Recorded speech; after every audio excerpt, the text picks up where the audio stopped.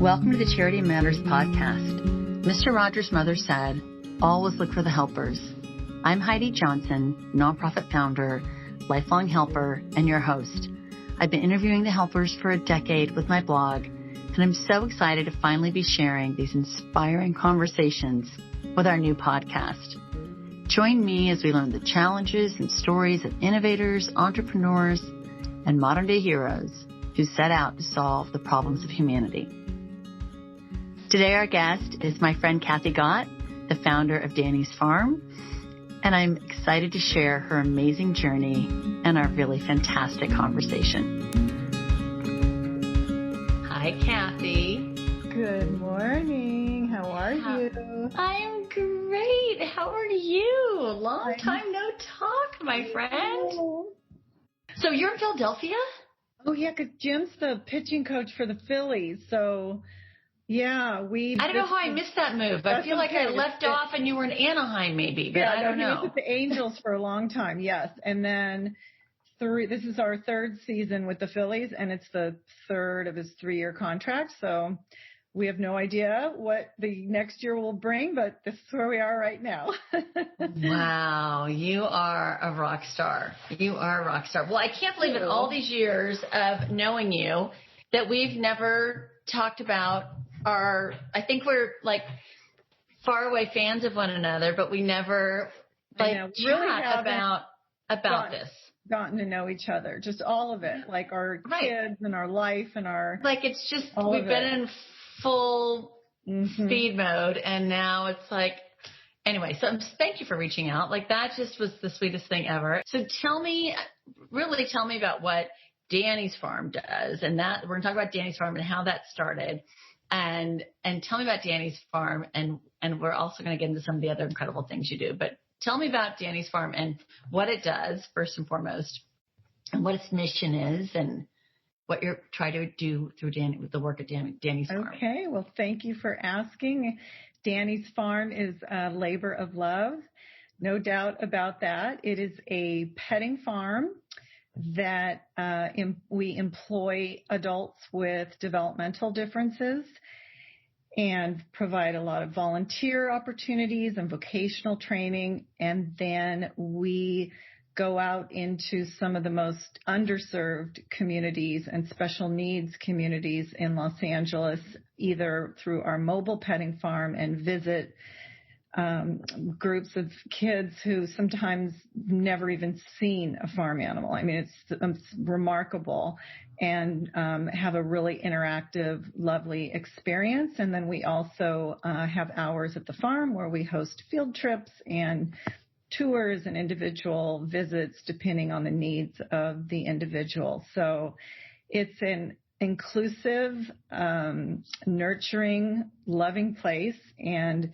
we share the property with another organization called Special Spirit, and the owner of the property runs this organization, and it's therapeutic horseback riding. So the two of us together, it's hard to separate because, you can't pass up a pig pen when you're going over to ride your horse, or a sheep or a goat or a bunny, or, it's just really fun. So we share a lot of clients. So what was the moment when you had the epiphany that this needs to happen? What happens? You don't just open a petting zoo. You don't just start a nonprofit. Something happens. Yes. So what was the moment and the backstory to deciding to launch Danny's Farm? That's a great question. Thank you.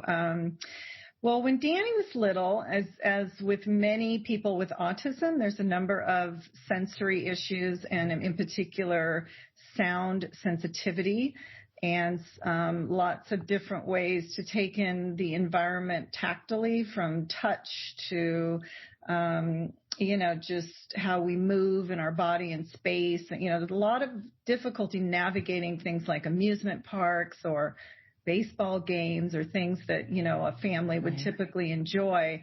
It would be very overwhelming for Danny. And so one of the few places that he was so motivated and loved to go were petting farms wherever we were, because they're quiet and they're peaceful.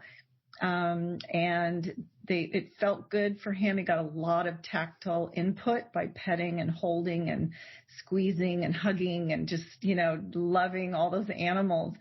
And he just has always had a tremendous affinity for animals. So that's the backstory. And then somewhere in the early to maybe 2010, something like that, Danny was a teenager, and I was attending a conference at this Task Force Blue Ribbon Commission for Autism in California, and learned about some grants that were available to fund what they're calling micro enterprises, which is basically small business.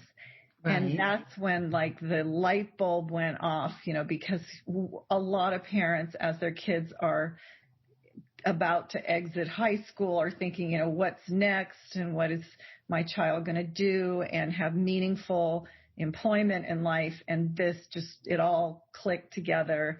And that's what we decided to do. And it truly is Danny's farm. And he's has a lot of pride. He works very hard. And it's just lovely, really. So did you open it in 2010? Is that what year you started it? It was before that. We opened in 2007. Okay. When Danny was still in school. And then he actually went to a wonderful program called Exceptional Minds, digital marketing, which is all kinds of skills that he learned there, which is so great because for many years, Danny tended to the animals, and in more recent years, he does the marketing and fundraising, and he writes all the newsletters, and he knows so much, it's really hones in on his skills and what he loves to do. And it's great. That. I love that. That is, how old is Danny now? Danny's 27. Oh my God. Wow. Wow. I can't even believe that. Well, I guess my oldest is 25, so I guess that makes sense. Yeah. So what have the biggest challenges been in starting this? Starting a nonprofit. We had some location issues, but they all turned out great in the end. But at first you're like, oh no. The first location we opened was in Altadena at a beautiful little little private horse stables in a cul-de-sac. Yeah, I think I went, or we had a birthday party up there or something. It was just so darling. Altadena Stables opened their hearts, and we used a lot of the grant money to build a barn that served as, just a number of wonderful things. And what happened is we were, a victim of our own success, because once the word got out that there's this place and they fundraise and get sponsors and can take, there's no cost and we can come and we'll send buses. We were very busy, very fast serving kids in and around Los Angeles County. And this poor little neighborhood is seeing, bus after bus come in and out, and they complain. And I don't blame them. A petting zoo has odors and noises and dogs braying in the night and roosters crowing, and they're not horses. So we politely had to close our doors there, and that was devastating because it was our sweet little, we put so much love into it and had all these volunteers. Lo and behold, the LA Times gets a hold of this story that the county is asking us to move, which I understood. I work with the county. I got it. And the next morning we got lots and lots of calls from the article, but notably Alec Baldwin calls. Oh my gosh. Hey, this is Alec Baldwin. And I'm just like, what? I couldn't even believe this is happening. Couldn't have been nicer. And he's just, I'm a huge animal, lover. And, I've got a nephew with some special need. I really want to help you with your cause. Do you want to litigate with the county, or do you want me to do a fundraiser for you? And I said, I want you to do a fundraiser for me. So I think you might have been there. We had it was at Lainey's house? Yeah, it was at the Capullias. Yeah. And he raised so much money. It was so much fun that's when we were able to purchase the truck and trailer and go mobile. So now, there are some kids that are just the trip on a bus from here home or organization where they reside or are being served. They're just too disabled to come. Right. And we can go anywhere. It's so incredible. So we've done some beautiful work. And so the other call was from Cal Poly Pomona. And they said, hey, we've got a whole arena that, some Eagle Scouts built for us, but we don't have a petting farm. Why don't you bring your crew over here? We didn't miss a day. All of our employees and their job coaches, all of our animals, everything, they came, and it was, the tearful, like all of it coming together. Oh my gosh, I have just goosebumps everywhere, standing up everywhere. Amazing. And then we had an after school program going, and Al Manser Center down in South Pass said, come run it until you find a permanent home. That was they all wanted us back in this area, all being together, but really we were able, like everybody stepped up. That's when life just, right? Isn't that just the best? Full hearts. Yeah, it's amazing. So, then this opportunity came up at Moonshadow Ranch, and I'd known Ava. She owns the ranch and runs Special Spirit. And, but the timing, whatever, it just wasn't the right, whatever. Right. It's the right time. And, we've been together. We're going on our third year. And, the people at this horse stables and, the manager that they found for us, Sherry Rubendahl, is so lovely, such a natural working with our kids and adults. And, we continue to serve a lot of adults. That part has really grown. And then serve kids. And now we're doing mobile petting farm field trips because, we had to do something. Right, with COVID. It's been really fun. So we miss having people there. We were actually opening on the 15th today.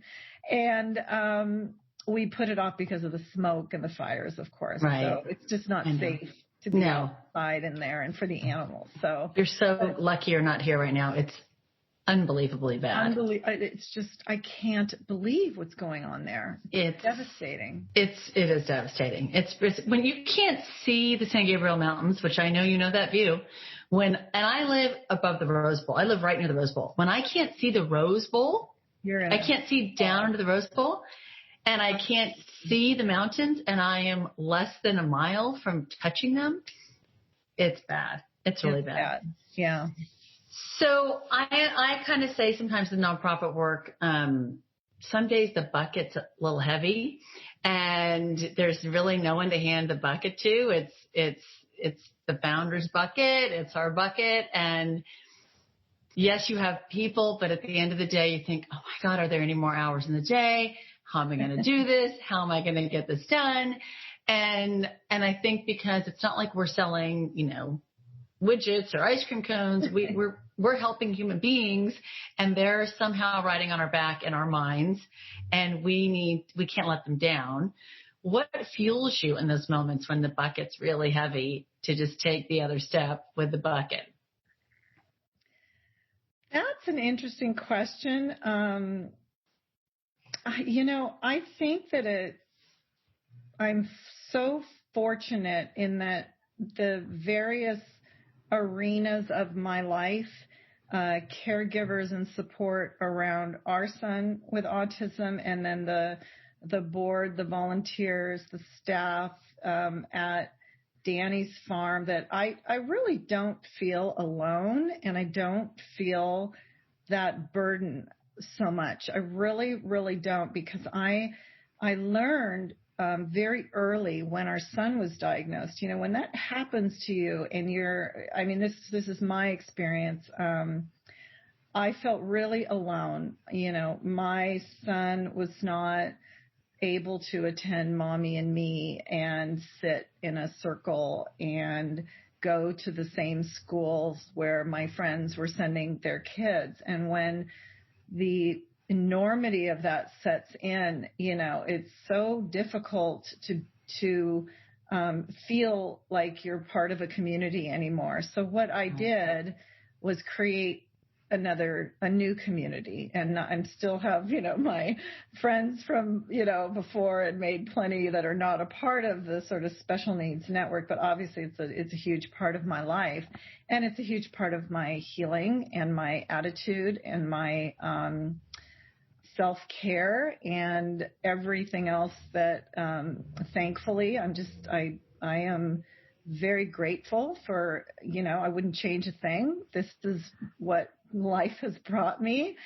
And, honestly, I get up, I have a lot of energy. I have a lot of time, to myself because, I'm empty nester especially during the baseball season. My husband's very busy, and it doesn't even feel like work. It's how I tick. I've always loved connecting people to others who can help, or things, or whatever it is. Like, I just love to do that. It just makes me just thrilled inside when that happens. So I get to do what I love doing all day long.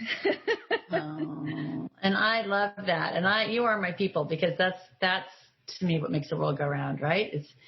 Is getting people to come together to help each other. I mean, that's the holy grail to me. Like that's a pot of gold. That's the whole thing. Absolutely.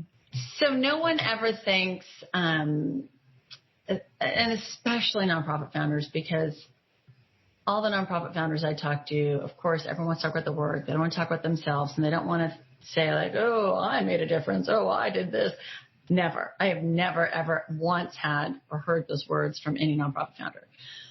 But we are in a privileged position to witness grace and witness kindness and generosity and compassion and all of these things, where we know in some crazy way we have a tiny hand in making a difference or moving the needle in someone's life. And every once in a while they stop you in the tracks, those moments. What are those moments? What are some of the things that you think of when you think like, wow, I can't believe this has happened. I can't believe I've been a part of this. What do those moments look like for you?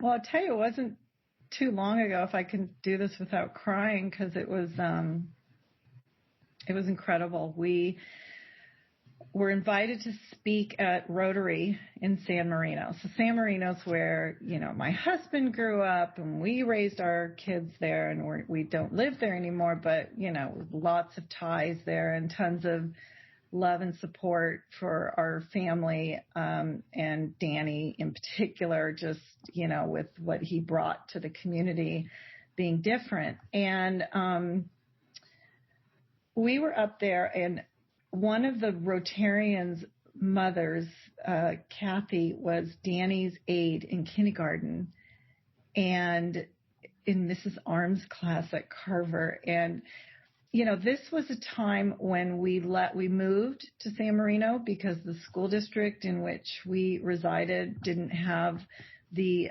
supports and the individual needs that, would really help Danny thrive and be fully included. So we were in a brand new place.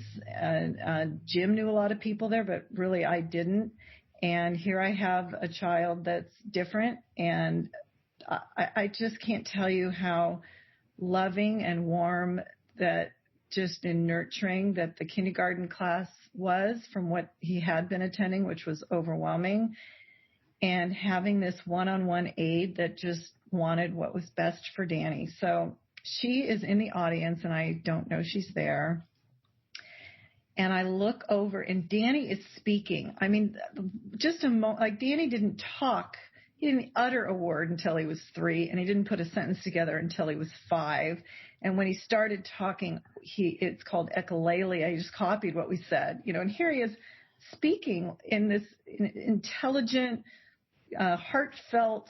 It was beautiful, and everyone was watching, and I lock eyes with Cathy, and she's crying, and then I start to tear up. Oh, yeah. And it was, like, and just, how far we have come. I mean, think about in one generation, okay, that remember that little yellow bus that would pick up special ed kids and take them to some institutional learning? Yeah. The short bus. The short bus. Often kids with special needs were segregated from us and taken to institutions, and that was, at the time, that was standard practice and what was thought to be in the best interest. So there was sort of this shame and, inferiority and, in our lifetime, the ADA was passed. There was no ADA. Imagine, you've got cerebral palsy, you're in a wheelchair, can't go there. There's stairs, Right. So that's right. From where we came.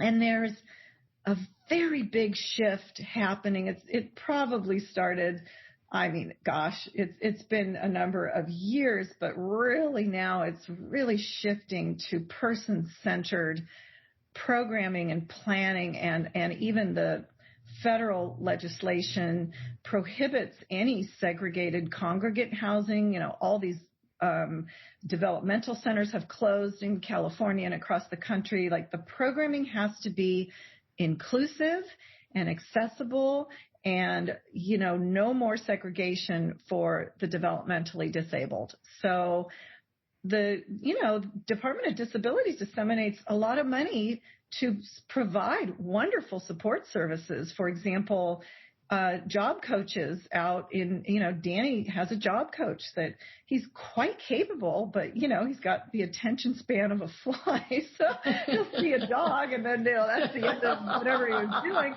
So with just the gentle prompting of someone right there, hey, that's great, but let's finish this and then we'll go say hi to the dog.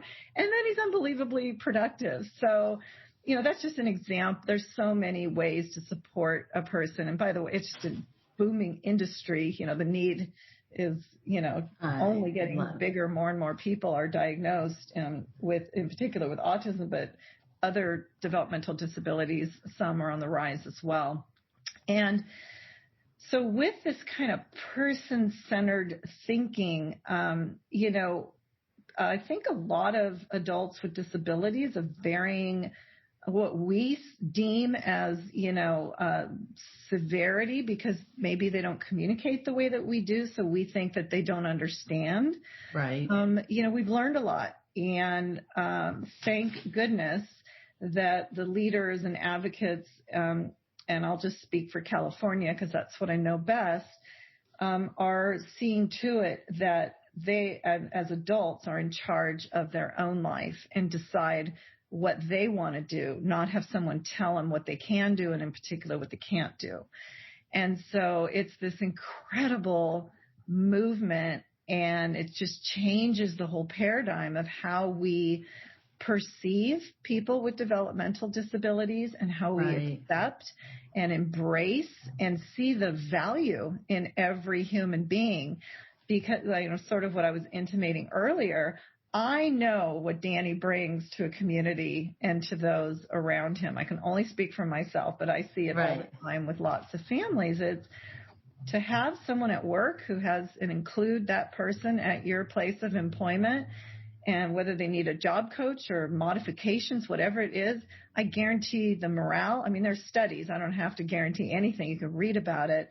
Are phenomenal of what the morale, what employee retention, all of it is improved by including those with developmental differences, or the newer word would be neurodiverse. So that's neurodiverse. Okay. There's I'm learning new vocabulary words, I swear, every day. And new acronyms. There's a new acronym for everything. I love that. So what do you think? I personally have a love-hate relationship with the word impact. It's words always tied to nonprofits. We have to set goals. We have to show return on investment for our donors. We have to meet all these standards that we set for ourselves, and all that's great. But when you're measuring the morale of an environment because of someone like Danny who lights it up, or when you're measuring, I run a youth leadership organization, when you're measuring leadership or you're measuring love and compassion, it's hard to measure the impact of our work. So if you were to kind of say what you think the impact is, not if you're writing a grant or making a billboard, but what do you think the impact of Danny's Farm has been? Well, I'm going to answer that in two parts. And the soft answer is that I know that we set an example of what inclusivity looks like. And I know that it inspires others to do the same. So I think that alone of being able to enrich all people, regardless of neurotypical, neurodiverse, coming together at our space are made better when they leave. Just, it's a beautiful thing. The second thing I will say is that we actually are doing a study, and we haven't published it yet, but we're getting close. And we got some amazing scientists to come in and some underwriting for it to measure the effects of the animals on special needs children, because there's a number of schools and organizations that frequent Danny's Farm, or we were going on field trips to their place of business regularly. And it's too soon to share the results, but I will tell you there is an impact, and it's pretty significant, and in some really neat social emotional areas, and it's gorgeous. So there's lots of studies about, pets and animals and social anxiety and things of that nature, but nothing so specific as to the children that we serve on a regular basis. So we're pretty excited about it. I think that's awesome, and that is fantastic. So if you could dream any dream in the world for Danny's Farm, what would that be? Honestly, I'm so full. I don't know what else to say. We're surrounded by support and foundations, and, we've really established ourselves in the community. We have an unbelievable board of directors, all of whom contribute things, special things. So, I don't even know how to answer that. I guess I'd be kind of cool to have like a big barn or something up there to do more programming, because it gets really hot in Sunland. Right. So that would be kind of neat. But we make do, and I don't know. I can't think of anything I would wish for. It's just that's amazing. That's pretty fantastic. I think one of the challenges with nonprofits and people who run them is that we just constantly want to serve more people. No matter where we're at, we want to serve more, and we can never meet the need of humanity completely, but we are always pushing the bar and setting a new goal. We're our own worst enemy in some way, and yet somehow we reach these goals and then we push them again. I mean, it's just kind of the way it goes, and we just want to help more people. It's, I say it's kind of an addiction sometimes. Ron's like, Heidi, if you just been a shopaholic, it would have been so much easier. Like, that would be easier. This is not as easy, because you just want to keep it. Helping people is something that's infectious. You can't help it. And so, usually the dream is more money, more people, more this, but I love that you're. I think there's a sweetness about the size that is really manageable, and I simultaneously am working on so many other projects, and I'm traveling so much with my husband, and that I don't really have this aspiration to make it this big giant organization. It's just small and sweet and manageable, and it's a modest budget that is easy. For me, not easy. I work hard for fundraising, but it's manageable. Right, that's manageable. Well, I think that's pretty awesome. I think most people sometimes think, oh my gosh, sometimes these organizations are not manageable, and just having an organization that relies on the kindness of others, is an innately flawed business model. Having a nonprofit just is innately almost cursed from the beginning. But when you create community and connection and all the things that you're good at doing, it makes it a lot easier to do.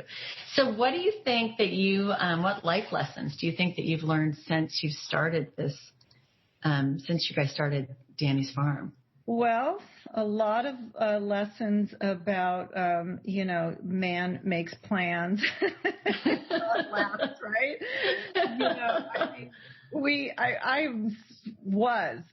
I've come a long way. I was such a planner.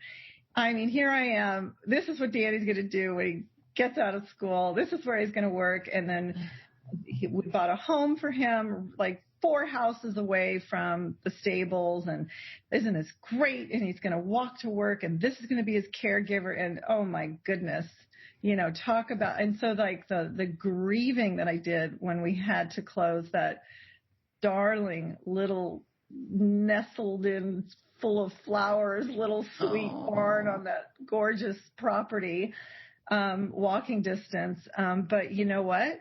We adapt and we do the best with what we can and what we have.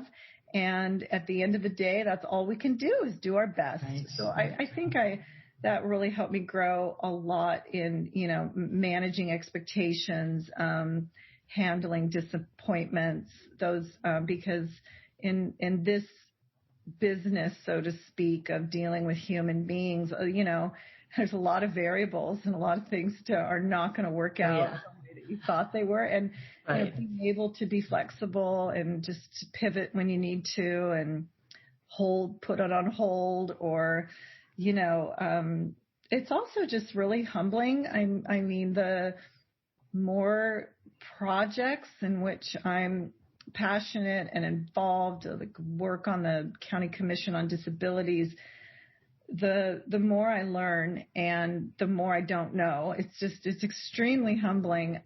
To one of my favorite things that we have these monthly public meetings, and there's a portion, which is my favorite part of the County Commission meetings. We get all of our business done, and then we invite the public, and they each have, a timed amount of time to inform us of what's going on. And the things, for example, there's an elevator downtown at one of the metro stations that has been not working for a long, long time. Therefore, everybody who relied on that station to get to work and was either in a wheelchair, couldn't walk the stairs for whatever reason, they can't go to that metro station and have to go way out of their way to go somewhere else. And so, we get the privilege of hearing about this, and sometimes it takes so much longer than any of us would like, but at least we are able to get that information to the departments that need to know what's going on. And that's just one example. I mean, I cannot begin to tell you of just all the injustices and just barriers in our ultra modern society with, so heavy on social services. Right. We just cannot be all things to all people, and people fall through the cracks, and it's heartbreaking. And, I think it was a beautiful movie. I don't remember the name of it. It was like this monk kind of going all over. And one part of the movie, he said, one of the most biggest acts to be godly, or, I use the word God, but whatever, just to be as close to nature, spirituality, whatever you want to call it, makes no difference to me. It's just a word, is to listen. And, I love that. Right. So I'm a talker, but I've learned that's a huge lesson. And just when somebody's complaining or something, I'm not attached to it. I'm not judging. I'm nothing. I'm just listening. And right. It touches something really deep inside myself that's, I don't know, there's just not a word for it, but it's pretty extraordinary. So I get that privilege to listen, and it is extremely humbling. So. I love that. So how do you think this journey, since you started in the not down this nonprofit path with Danny's Farm. How's it changed you? You're obviously a better listener. But how has it changed you? Yeah, I was kind of a feisty one. But I have to back up because the evolution of my being in this space with, the disabled community happened when I got married in 1990, and my husband's son, we didn't know what the diagnosis was, but he wasn't developing normally. So my husband had 4 kids at the time, and CJ was just a handful and non-communicative. And so he came to live with us so that we could help get him diagnosed and get him services and devote 100% of our attention to him and not be divided up by 4 small kids. So really, that's when my journey kind of sort of began, because until Danny was diagnosed 3 years later, CJ wasn't my kid. CJ is my husband's and his mother's, and you can't help but have loved this beautiful child and want to help him. So I kind of felt like a caregiver. I wasn't his mom. He has a mom and he has a dad. Right. But, I was able to get him connected and served and diagnosed, and then he went back with his mom some years later. But it really was when, somewhere around 1995, when our younger son was born, and then Danny was getting diagnosed, and bam, this hit. So something I did early on and, about building community was I opened a center for autism called Education Spectrum that's still running, and it's up in Altadena, and helping guide families through a lot of issues with education, social skills, behaviors, and we serve adults. But that was when it began, really, for me in this space. So having this center and being with other families that are going through the same thing, and being around these experts who could advise me and teach me how to parent and guide and teach and help our child, and being able to then provide this service for others, it was extremely rewarding. And so that was kind of the beginning. And as I've seen it through this journey, the programs that I've since developed or grown or managed or whatever, but mostly I developed them and put the pieces in place, and I don't run them. I'm not qualified. I can barely take care of my own kids. But I know people who can, and that's the beauty. So I've kind of mirrored the journey of our life. So we started out serving, young kids and diagnostic years, and evaluating and helping with IEPs and school district issues. And then Danny's Farm got into kind of the teen volunteer, pre-employment vocational skills to transition. And then more recently, I really focus a lot on adults. And it's a really sad thing to say, but it's true. People like to fund children's programs a lot more than adults. It's a little sexier to see this cute face and an adult. And it's just a reality. It's just a truth. So we have to fight really hard to raise awareness that just because the age of a person with developmental disabilities, you're not a child anymore. They're typically going to need a number of, it's an enormous spectrum, but they're going to need supports. And so I've been really active with a really wonderful organization as a senior consultant, government relations with, it's called ETA, and that's named after someone's name who founded not founded it, but inspired the center to open around the same time Education Spectrum did. And they serve primarily adults with developmental disabilities, from any kind of support you can imagine out in the community and helping them live independently. And then most recently, and this is really big for LA, and it's really exciting. Last week we closed escrow on a property just south of Beverly Hills, and we're building a 64 unit with retail on the bottom, independent apartment community, inclusive, not just people with developmental differences, but fully inclusive with, it's going to be amazing. So congratulations. Thank you. Of a really big capital campaign. And I'll tell you, if you would have asked me the question about Cornerstone and Etta and the work that we're doing to put this building together, the second we're done with this, we want to start another one. I mean, the need for affordable housing with adults with developmental disabilities is so enormous. And I like to give you this example that we all read about autism and the explosion, and maybe not, we don't know exactly, but we sure know that in our lifetime, certainly our adult life, like, wow, this has really grown. So the first kind of big surge of diagnoses happened in the early to mid 90s, which is when our two kids were diagnosed. Right. So at that time, here's what's remarkable, is that when it was considered a rare developmental disorder. So like in the 80s, we're looking at like 70s, you go back, not that really many years ago, it was like 1 in 25 to 50,000, just some, small number of people affected by autism.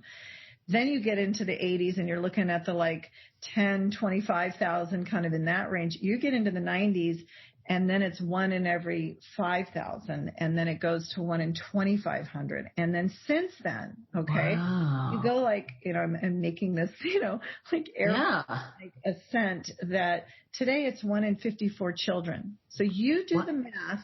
It is? Right now, there is a tremendous housing shortage of this population who are aging out and needing housing, and their parents are aging because a lot of these people live at home. And the worry of who is going to take care of our children and who is going to be able to afford it in Los Angeles. So this is an enormous, enormous need. So anywhere from funding to public-private partnerships to raising awareness to this need to letting developers know of this opportunity, because LA County, bring a proposal. Like, let's talk. I'll get that meeting going. I'll broker that meeting right away. And there's a lot of philanthropy involved. I mean, we couldn't do this without the generosity of so many incredible donors that are contributing to it. But it will be sustainable when it's done, because we set up a business model that's going to, or a budget that's going to break even. And we're not, no one that lives there is going to have to worry that we're going to run out of funds. It's not going to happen. So it's really exciting. Wow. I also think there needs to be so much more education, because I think when people hear affordable housing, I think especially in towns like where we raised our kids in San Marino, cackles go up, NIMBY, not in my backyard, all that just is an instant human reaction. And the vision of what that is. In our generation, I'm going to tell you, it's quite different in our kids' generation. I do agree with that. So again, we do evolve. I mean, and I like to really celebrate how far we've come, where there are laws and rights and inclusivity, and we are able to develop something like this and be welcomed and loved right in the middle of the West LA area. It's really exciting. Right. And my point, I think, is that I think there is not a lot of education or information of, there's a vision of who falls in affordable housing, but I don't think there's an education and awareness about who that is. And I think it's a really good point, and something that we've been trying to do. It just hasn't happened yet, but I have hope that it will. Like, there are personalizing it and making the stories, right? Groups, like you can say, I'm a veteran, right? And then you get access to affordable housing. I am homeless.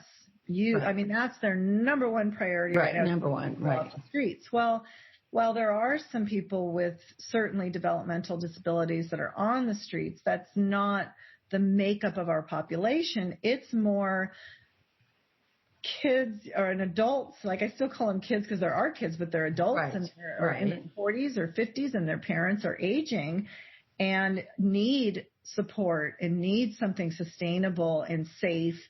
But we're not our own. We're lumped in with homeless, like it's not a distinguished category. And that is a really important point that you bring up, because I do think that if there was targeted dollars for this particular population in general, perhaps, I mean, I could be wrong, but I would hope that, I don't know, maybe the stigma of, people with like a criminal record versus right. Right. And I think that that's what I think that the fear is that, it's this criminal element, who knows, this unknown mystery element with destruction and not thinking of, oh my gosh, this is someone who is an adult with Down syndrome. I don't think, people think that's just not even, I would never connect the two. I would never make that connection. Well, it's interesting. And unless we'd had this conversation, I would have never made that connection. Well, I love that you are. And I hope someone else makes that connection, because like it or not, with the legislation the way that it is and that it's moving across the country in terms of inclusivity, the rights of people and you cannot discriminate. I mean, that's just not, it's right. So what we're really trying to do, and in particular with Cornerstone, and it's called the Village, the first building we're building, is really change mindsets. And as I was saying earlier, to allow people to open up and open their hearts and see the incredible value of sun and reduce the fear. I mean, a lot of people are afraid to approach. I don't know what to do or what to say. And so we'll tell you, we're here. Right. Come in, come see what we're all about. And we're going to be out walking around and working and volunteering, and we're going to be in your world, like it or not, I think that it was fantastic. And I think that there is a lot of room for education to share the stories and share the success of the Village, and to share who these people are, who's living there, what is their story, and get to know them and understand, the journey, because that's really, I think, where the connection happens, and where people say, that's not what I thought this was, Right. And so I think that's really fantastic. And I think it's super interesting, because you've certainly opened my mind. I did not know that. I did not know that at all. I did not know that. So I think that's a really interesting. I don't know if you saw this. I'm going to suggest that it's only like 4 episodes, and it's called Love on the Spectrum. And it is a Netflix series that was, it's filmed in Australia, and it's the story of these kind of dating coaches and relationship therapists and things of that nature working with adults who are looking for love in a meaningful relationship. And they just take you through stories of various individuals and couples, and you get to see the struggles, the limitations, the hope, the warmth, the families that love and support them. And as a result of how deeply myself and a number of us who work in this space and live with someone that we love with similar circumstances, we're starting collecting names of adults with developmental differences, have to be 18 and older, and has to be someone that was referred by someone that we know, so that it's going to be safe and vetted. And we are just in the gathering stage of collecting names, and it is growing so fast. And we are developing a number of programs and activities, including like speed dating and all kinds. I mean, it's going to be incredible. So a lot of people are on board so far, and it's just, I mean, I don't know what else to say. I mean, it's like being a Jewish mother and being the Yenta. But love is love, right? Yeah. Love is love. Absolutely. And just the whole, LGBTQ, that whole community, it's like, bring it. Like, yes, love is love. And, we want everybody to find love and learn how to, these skills are really hard for our population to really process and understand, but we teach social skills. We can do this. So I love it. It's like, you're going to create not Tinder, but, like Bumble or some sort of it'll be something like that, but it'll be more structured and supervised, not by parents. Parents are not. No. Right. The specialists that we have will be coaching and it could be just that if that's what people are telling us. So we're not going to throw things at them. No. We're going to say, what would you like to do? A, B, C, D, or give me another idea. And see love that. Yeah. That is, well, and I also think that, and you mentioned this earlier, I think that, at least in my experience, is that our philanthropy grows with us and through our life, right? When you're in baby playgroup or you're in your infants, that's where you're at and everything you're focused is that. And we evolve to follow our paths or our children's paths or whatever that is. I mean, I'm not, donating to my children's preschool anymore. That was so whatever. Somebody else's turn, right? That's somebody else's turn. So we evolve with that and evolve with them. And I love that you're doing that. That's just so beautiful. That just makes me smile. That is good stuff, Cathy. So, yeah, it's a pretty great life. So that is really, really good stuff. Really good stuff. And just, what greater gift to give your child than love? I mean, anybody, what greater? Right. Like that's it. That's it. Right. Mm-hmm. That's it. That's what it's all about. So that makes me want to cry. That's just so beautiful. It's so awesome. It's so great. I sure love you, my friend. Well, and I just adore you, and I can't wait to see you when you're in town. Please let me know when you're in town. I will. All right, honey. You take care and enjoy Philly and be well. Okay. Thank you. Take care. Bye, Kath. Thank you for listening to this week's episode of the Charity Matters podcast. I really enjoyed talking to our guest, Cathy Gott, and learning about what it takes to start a business that changes people's lives. I think her comment about the privilege it is to just listen was so inspiring and true. To learn more about these modern day heroes and entrepreneurs, or if you'd just like to reach out to us, visit us at charity-matters.com or connect with us on Instagram at Charity Matters. If you enjoyed our conversation, we would love it if you shared this with your family and your friends, because together we can make a difference, one small act of kindness at a time.